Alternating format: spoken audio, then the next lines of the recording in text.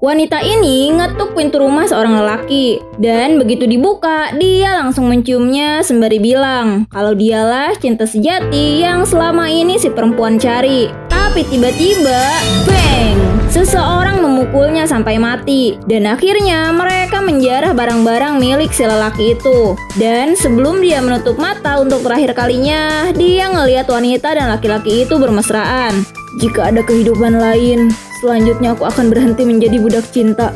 Saat itu, Han Feng ngelihat sebuah cahaya keemasan yang terasa sangat hangat. Han Feng mengira kalau itu adalah jalan menuju surga dan segera meraih cahaya di depannya. Namun, begitu Han Feng menyentuhnya, dia ngerasain sensasi yang amat menyakitkan. Han Feng berteriak sekuat tenaga dan tiba-tiba dia terbangun di dalam kamarnya.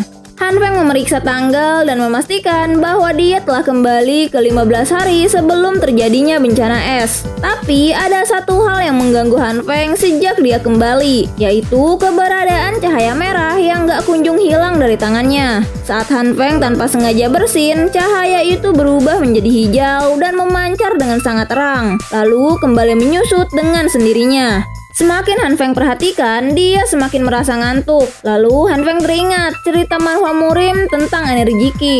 Dia nyoba nyalurin cahaya itu ke senjata Bankai, tapi nggak terjadi apa-apa. Saat ngedengar suara perutnya yang keroncongan, Han Feng ngeliat ada sebuah toples kacang, jajanan terakhir dia sebelum bencana es dimulai. Saat Han Feng nyoba buat makan kacang dengan tangannya yang berwarna hijau, tiba-tiba aja kacang itu tumbuh menjadi sebuah tanaman. Bersamaan dengan itu, cahaya hijau di tangannya juga menghilang. Han Feng dibuat kebingungan sama kekuatan yang dia miliki. Tapi ada sesuatu yang lebih penting dibanding itu, menimbun persediaan sebelum bencana es dimulai.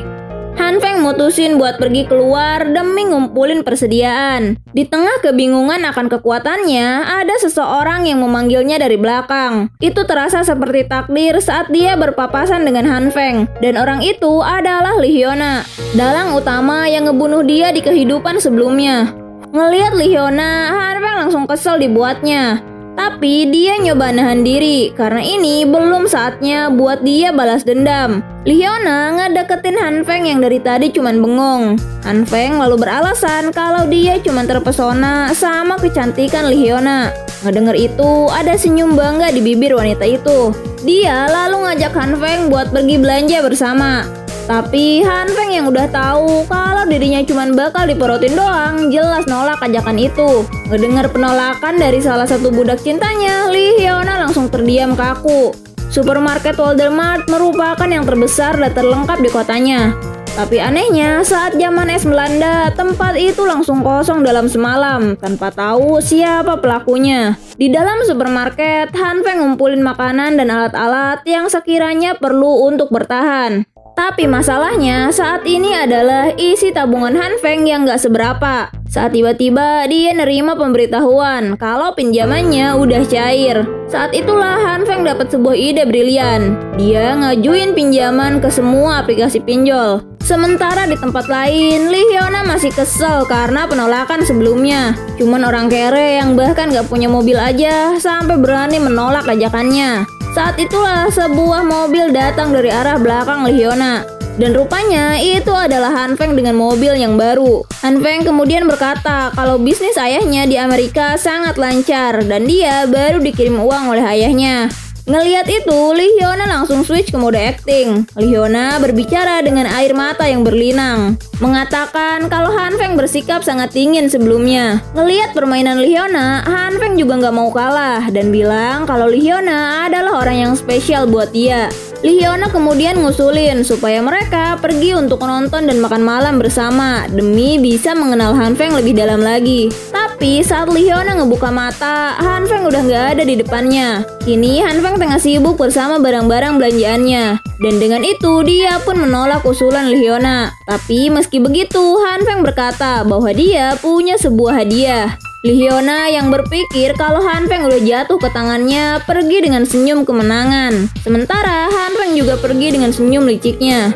Ini adalah tiketku untuk selamat dari neraka. Tunggu saja. Saat dunia berakhir, kau akan mendapatkan apa yang pantas untukmu, kau dan pria yang membantumu.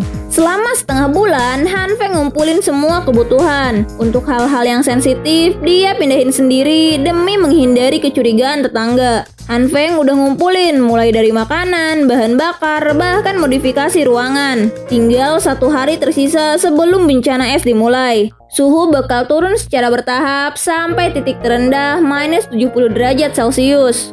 Di bencana yang akan datang, hanya dengan persediaan yang Han Feng kumpulin aja, itu nggak bakal cukup. Jadi dia nyoba buat manfaatin kekuatan di tangannya itu. Meski sampai sekarang, dia belum tahu gimana cara ngaktifin kekuatannya. Saat ini, di depan Han Feng ada sepiring kacang yang berhasil dia tumbuhin sendiri ngegunain kekuatannya.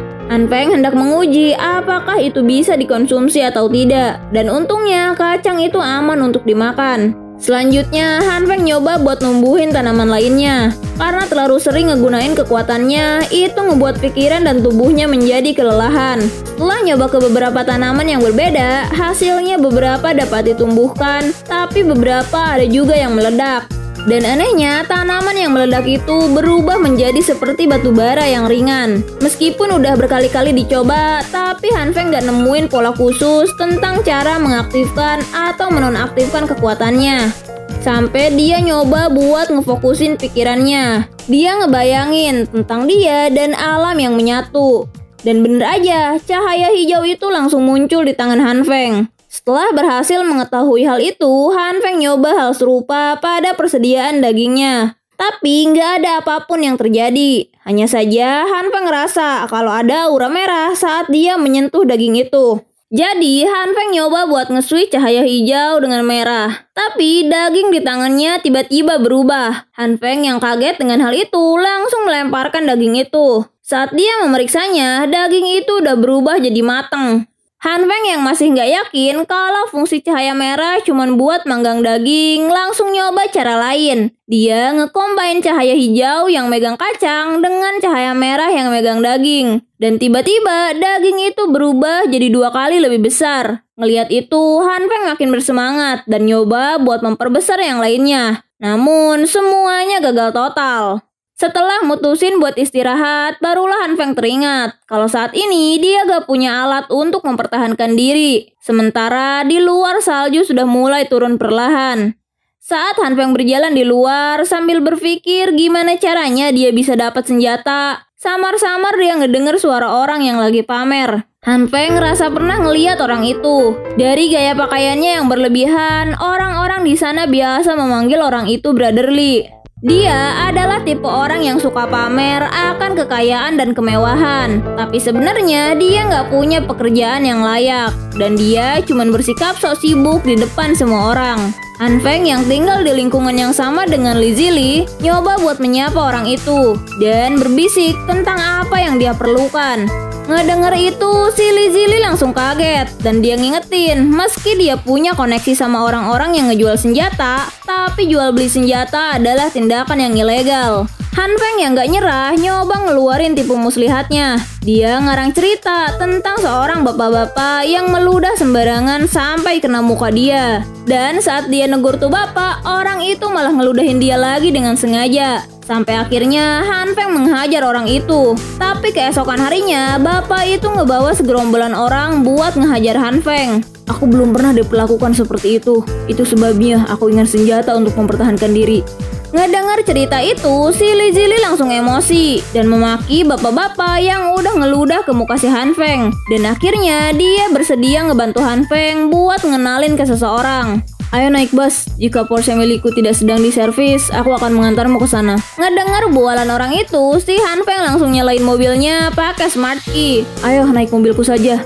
Di dalam mobil, si Li Zili asik berfoto-foto sambil mamerin fotonya itu ke sosmed miliknya. SUV baru ini masih terlalu sulit buat diduduki. Duh, gayanya udah kayak mobil sendiri dah. Singkat cerita, mereka akhirnya sampai di tempat yang mereka tuju. Si Li Zili sebagai penengah bilang kalau adiknya ini menginginkan sebuah pistol. Bos Liu yang merasa kecewa langsung melempar sebuah pistol ke atas meja. Ngelihat itu, Han Feng langsung nunjukin tujuan sebenarnya. Kalau dia menginginkan sebuah senjata yang lumayan panjang dan memiliki skop. Bos Liu yang tahu kalau yang dimaksud adalah sniper rifle langsung memaki si Han Feng dan bilang kalau tempatnya itu bukanlah shopping mall. Ngeliat itu, si Li Zili langsung nenangin bosnya dan mulai ngarang cerita sedih seperti yang Han Feng ceritain ke dia sebelumnya, tapi dengan versi yang berbeda. Ngedengar cerita itu, Bos Liu langsung marah dan berjanji bakal nyanggupin permintaan Han Feng yang sebelumnya, meski membutuhkan beberapa waktu. Dan dia juga ngasih sebuah pistol sebagai hadiah. Ngeliat ketulusan Bos Liu, Han Feng ngasih tahu tentang cuaca ekstrim yang bakal terjadi dan nyuruh mereka buat sesegera mungkin nimbun persediaan sebelum terlambat. Dan saat mereka hendak pulang, Han Feng yang sendari tadi ngelamun tentang kekuatannya tiba-tiba tergelincir kemudian terjatuh, yang ngebuatnya langsung pergi ke rumah sakit. Han Feng yang mengalami patah tulang kini harus tinggal selama 1 jam di rumah sakit. Dan dari semua waktu, itu harus terjadi tepat sebelum hari kiamat tiba. Dia yang ngeliat ke sekeliling rumah sakit, ngedapetin kalau rumah sakit itu dipenuhi dengan pasien korban kecelakaan akibat badai salju. Bahkan kini, tempat tidur darurat berjejer di lorong-lorong rumah sakit. Han Feng yang masih ngeliat ke sekeliling, kini pandangannya tertuju sama salah satu perawat. Dia sampai terpesona sama kecantikan perawat itu. Tapi sayangnya perawat itu terlalu polos, sampai kakek-kakek di sebelahnya memanggil perawat itu. Saat perawat itu datang, dia beralasan kalau punggungnya kembali sakit. Tanpa disadari, dia sedang memotret bagian bawah dari perawat itu. Dan gak cukup sampai di situ, dia kemudian menggoda si perawat. Sampai sebuah tongkat melesat ke arahnya yang ngebuat kakek cabul itu langsung terjatuh. Han Feng kemudian minta maaf atas kecerobohannya, karena itu merupakan kali pertamanya ngegunain tongkat. Dan saat dia ngambil ponsel si kakek itu sesuai dengan apa yang dia duga. Dia memperingati kakek cabul itu supaya cepat pergi sebelum dia memanggil petugas. Dan tentunya dia nggak bakalan ngasih lagi tuh HP. Dan seketika si kakek cabul itu pun langsung melarikan diri. Si perawat yang masih belum sadar kalau kakek itu cabul langsung ditunjukin foto yang sebelumnya diambil sama tuh kakek. Dan seketika dia pun langsung kaget. Pada akhirnya sebagai ucapan terima kasih dia ngebantu kakek Han Feng yang terluka dengan masangin perban. Dan perawat itu juga bilang kalau Han Feng harus datang lagi setelah 1 minggu untuk memeriksa pergelangan kakinya. Kurasa aku tidak akan bisa bertemu dengannya lagi. Keesokan harinya di sebuah berita mengatakan kalau akan terjadi hujan salju yang lebat dan penurunan suhu ekstrim. Dan itu terjadi di seluruh negara, bahkan Mesir sekalipun. Pembawa berita juga menambahkan kalau para ahli cuaca menyatakan hal tersebut nggak bakal berlangsung lama. Dan dia meminta masyarakat tidak panik dan jangan menimbun barang, karena bencana ini akan segera berlalu. Han Feng yang ngedenger itu cuman bisa menghela nafas. Di sisi lain, dia udah ngerasa tenang karena semua persediaan udah dia siapin termasuk keamanan rumahnya. Grup WA kompleknya juga mulai ramai ngebicarain tentang berita yang sebelumnya Han Feng tonton. Dan tiba-tiba sebuah akun bernama Mysterious Person ngirim sebuah pesan yang nyuruh semua orang bersiap akan dunia baru. Dan dia juga bilang kalau kiamat zaman es akan segera dimulai. Han Feng yang lihat itu langsung dibuat kaget akan sosok Mysterious Person dengan tulisannya. Dan bersambung. Itu aja untuk kali ini, semoga teman-teman sehat selalu. Dan kalau ada yang mau neraktir Mimin Jus Mangga, boleh ke link di deskripsi. Atau super thanks juga boleh. Bye!